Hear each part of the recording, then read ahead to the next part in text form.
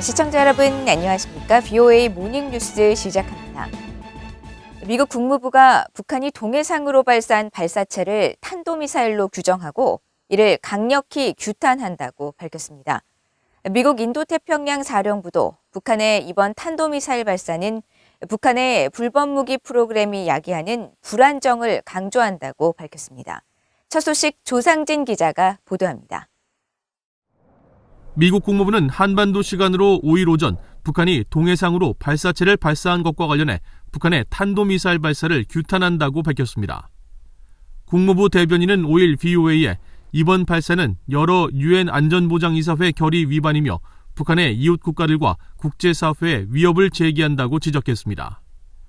이어 우리는 여전히 북한에 대한 외교적 접근에 전념하고 있으며 북한이 대화에 나설 것을 촉구한다고 밝히고 한국과 일본에 대한 미국의 방어 공약은 철통 같다고 강조했습니다. 미국 인도태평양 사령부도 이날 성명을 통해 북한의 탄도미사일 발사에 대해 인지하고 있으며 동맹, 파트너 국가들과 긴밀히 협의하고 있다고 밝혔습니다. 그러면서 북한의 이번 발사가 당장 미국 측의 인력이나 영토, 동맹들의 직접적인 위협이 되지는 않았다면서도 탄도미사일 발사는 북한의 불법 무기 프로그램이 야기하는 불안정을 강조하는 것이라고 지적했습니다. 미국 정부는 즉각 동맹과의 협의에 나서면서 후속 대응을 논의했습니다. 성김 국무부 대북특별대표는 이날 노규덕 한국 외교부 한반도 평화교섭본부장과 전화협의를 갖고 북한의 이번 발사에 대한 평가를 공유하면서 향후 대응 방안을 논의했으며 앞으로도 굳건한 미한 동맹을 바탕으로 긴밀한 공조를 이어가면서 북한과의 대화 재개 노력을 지속해 나가기로 했다고 한국 외교부는 밝혔습니다. 이런 가운데 한국의 문재인 대통령은 이날 강원도 고성군에서 열린 철도건설 착공식 자리에서 북한의 단거리 발사체 발사를 언급하면서 북한의 행위로 긴장이 조성되고 남북관계 정체가 더 깊어질 수 있으며 이런 상황을 근원적으로 극복하기 위해서라도 대화의 끈을 놓아서는 안 된다고 밝혔습니다. 기시다 후미오 일본 총리도 기자회견을 통해 북한이 지속적으로 탄도미사일을 발사하는 데 대해 강력한 유감의 뜻을 밝히고 정보 수집에 전력을 기울여 국민에게 신속하고 정확한 정보를 제공하고 항공기와 선박 등의 안전을 철저히 확인해 예기치 못한 사태에 대응할 수 있도록 만전을 기할 것을 정부 각 부처에 지시했다고 강조했습니다. 일본 정부 대변인인 마스노 히로카즈 관방장관도 정례 브리핑에서 탄도미사일 발사 등 거듭된 북한의 행동은 일본과 영내 평화와 안전을 위협하는 것이라면서 나아가 국제사회 전체의 심각한 과제라고 규탄했습니다. 반면 왕원빈 중국 외교부 대변인은 정례 브리핑에서 현재 형세에서 각 유관국들은 언행을 신중히 하고 대화와 협상의 방향을 견지하면서 한반도 문제의 정치적 해결에 주력해야 한다며 각국의 신중한 대응을 촉구했습니다. VOA 뉴스 조상진입니다. 미국과 일본이 각국의 외교장관과 국방장관이 함께 참여하는 2+2 미일 안보협의위원회 회담을 개최하고 미일 동맹과 영내 안보 문제를 논의할 것이라고 미국 국무부가 밝혔습니다. 국무부는 5일 보도자료를 통해 토니 블링컨 국무장관과 로이드 오스틴 국방장관이 오는 6일 하야시 요시마사 일본 외무상, 기시노부오 방위상과 만나 2022 외교국방 2+2 미일 안보협의위원회 회의를 갖고 미일 동맹 강화 방안과 인도태평양 영내 자유와 개방을 촉진하기 위한 협의를 진행할 예정이라고 전했습니다. 그러면서 이 자리에 램 이메뉴얼 주일 미국 대사가 참석해 신종 코로나 바이러스 대응과 기후 문제 등 세계적 과제 해결을 위한 논의를 함께할 것이라면서 미일 안보협의위원회 회담은 오랫동안 미일 양국의 정책 협력을 위한 고위급 포럼으로서의 역할을 담당해왔다고 강조했습니다. 미국 국무부가 대북 제재 완화를 주장하는 한국 내 일각의 주장과 관련해 완전한 대북 제재 이행 의지를 재확인했습니다. 또 북한이 일본 기업을 이용해 외화벌이를 하고 있다는 보도와 관련해서도 북한은 지속적으로 제재를 회피하면서 대량 살상 무기 개발 자금을 조달하고 있다고 지적하고 대북 제재 이행 의지를 밝혔습니다. 조은정 기자의 보도입니다. 미국 국무부는 북한의 불법 대량 살상 무기와 탄도미사일 프로그램으로 유입되는 자원을 제한하기 위해 필요한 조치인 유엔 안보리의 제재를 완전히 이행하는 데 미국은 전념하고 있다고 밝혔습니다. 국무부 대변인은 4일 한국 외교부 산하 국립외교원의 홍현익 원장이 한국 언론과의 인터뷰에서 현재 대북 제재가 북한의 핵무기 개발에 정당성을 부여한다고 주장한 데 대한 입장을 묻는 VOA의 질문에 이같이 답하면서 대북 제재 이행의 중요성을 재확인했습니다. 앞서 홍현익 국립외교원장은 3일 한국의 코리아 헤럴드와의 인터뷰에서 대북 제재가 북한이 핵무기를 포기하도록 만들지 않고 오히려 핵 개발에 정당성을 준다면서 미국이 스냅백 조항을 넣어 대북 제재를 완화해야 한다고 주장했습니다. 국무부는 이어 북한의 불법적인 외화벌이 활동과 관련해서도 분명한 입장을 밝혔습니다. 국무부는 중국을 거점으로 활동하는 북한 공작원 리호남이 외화벌이를 위해 일본 기업을 이용했다는 4일자 일본 요미우리 신문 보도와 관련해 미국과 일본이 협력했느냐는 VOA의 질문에 북한은 지속적으로 유엔 안보리 결의안들을 위반하며 제재 회피 활동을 통해 대량 살상 무기와 탄도미사일 프로그램에 자금을 조달하고 있다고 지적했습니다. 이어 우리는 계속 한국, 일본, 그리고 다른 동맹국, 파트너들과 함께 북한에 관여하는 최선의 방법을 계속 긴밀하게 협의하고 있다고 밝혔습니다. 이런 가운데 네드 프라이스 국무부 대변인은 4일 전화 브리핑에서 북한 김정은 국무위원장의 체중 감소 보도와 관련한 질문과 북한 비핵화를 위한 미국 정부의 최신 노력을 알려달라는 질문을 받았습니다.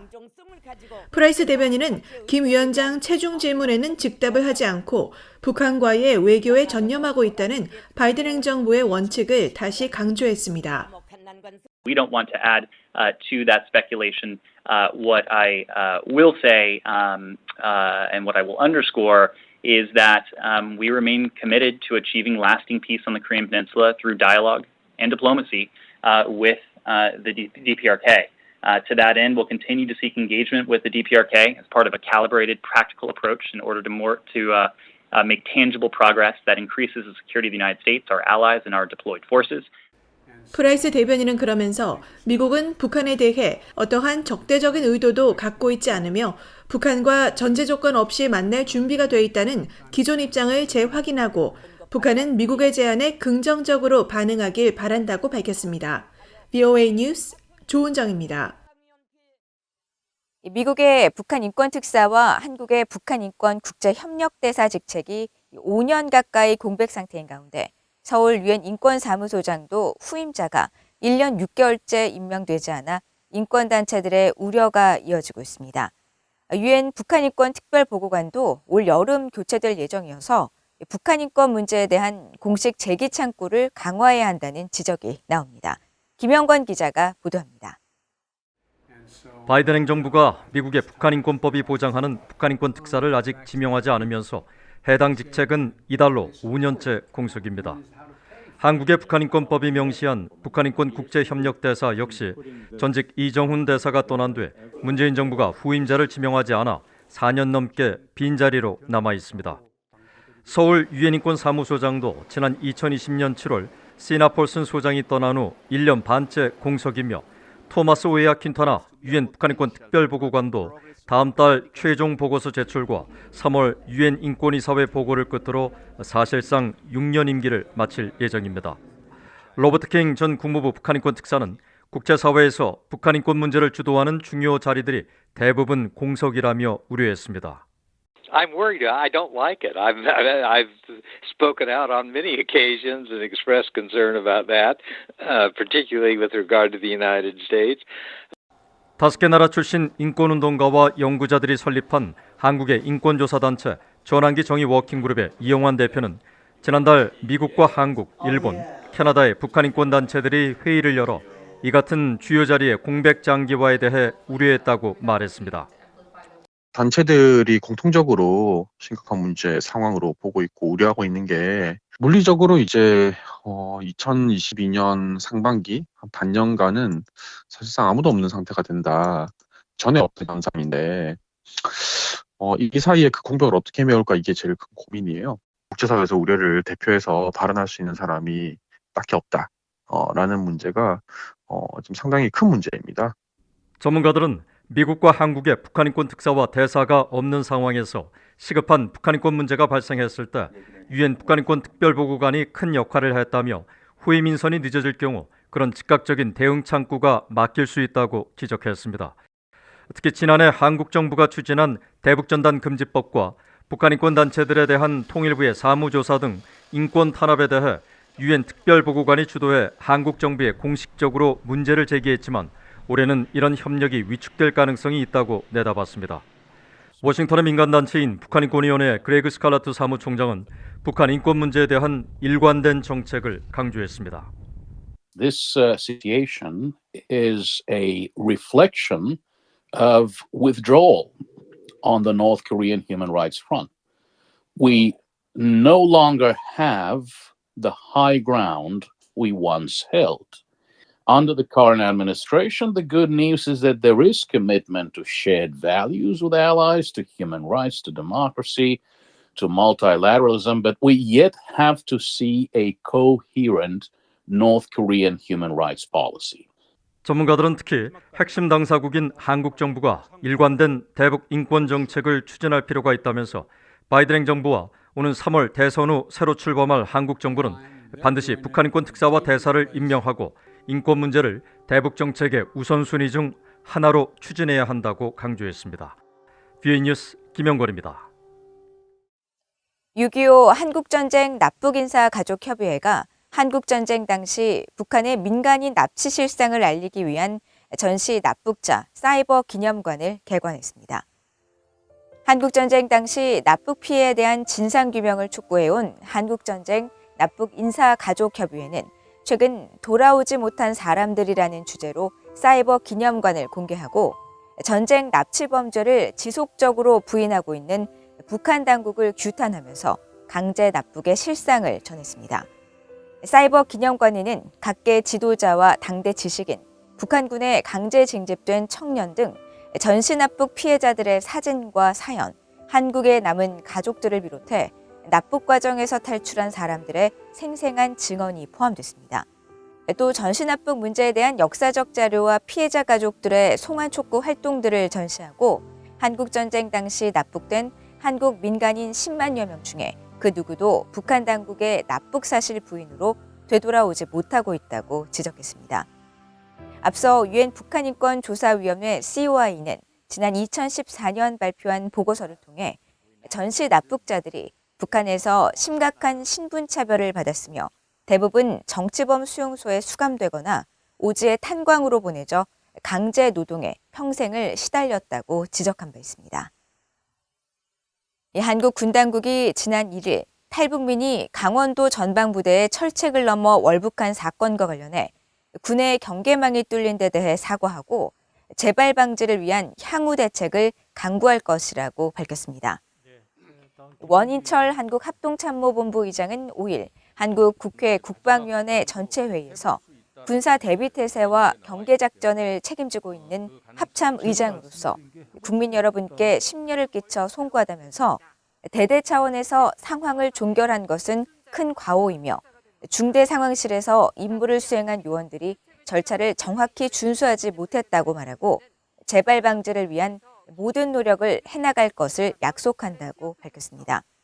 함께 참석한 서욱 국방부 장관은 경계병력이 월북 상황을 놓친 것에 대해 잘못을 인정하면서도 이는 시스템이 아니라 사람의 잘못으로 판단한다고 말하고 이번 사건을 계기로 감시 초소에 병력을 더 투입하는 대신 다른 방안을 강구해 보겠다고 밝혔습니다.